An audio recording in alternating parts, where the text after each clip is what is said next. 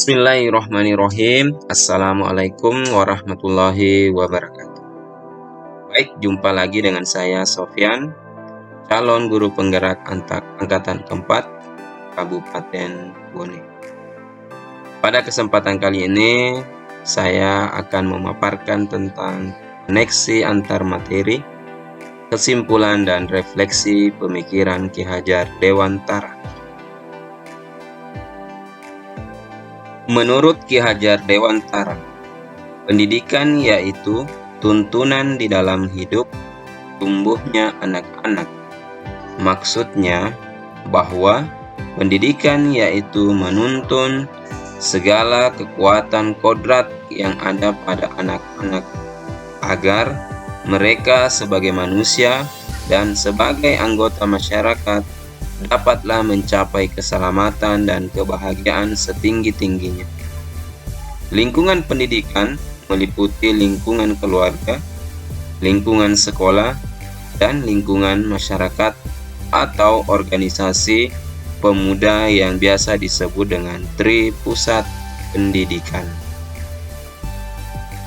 Bagi Ki Hajar Dewantara, para guru hendaknya menjadi pribadi yang bermutu dalam kepribadian dan kerohanian, baru kemudian menyediakan diri untuk menjadi pahlawan dan juga menyiapkan peserta didik untuk menjadi pembela nusa dan bangsa.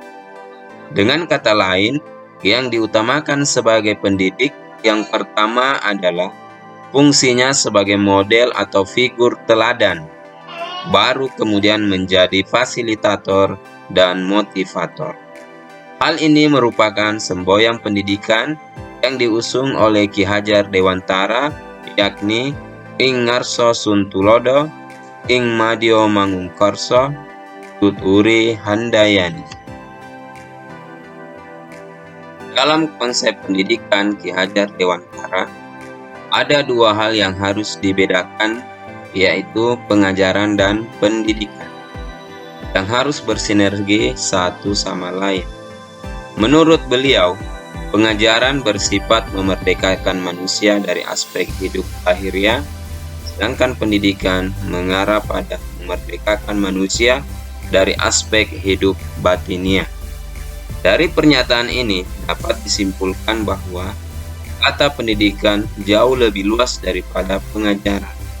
Pendidikan mencakup manusia seutuhnya, baik itu pendidikan intelektual, moralitas, dan budi pekerti. Dalam filosofi pendidikan Ki Hajar Dewantara, perubahan itu harus holistik dan terjadi seimbang antara cipta memanjakan pikiran, rasa menghaluskan perasaan, karsa memperkuat kemauan, dan raga menyehatkan jasmani. Jika ini terjadi, maka terjadilah kesempurnaan budi pekerti yang membawa anak pada kebijaksanaan. Pendidikan dan pendidik memandang anak dengan rasa hormat atau berorientasi pada anak, bebas dari segala ikatan, dengan suci hati mendekati sang anak, tidak untuk meminta sesuatu hak, namun berhamba pada sang anak. Sehingga pendidikan harus menghargai keragaman dan keunikan yang dimiliki oleh peserta didik serta memerdekakan peserta didik. Menurut Ki Hajar Dewantara, pendidikan bukan hanya menekankan pada aspek intelektual saja, tetapi lebih kepada penanaman karakter dan budi pekerti.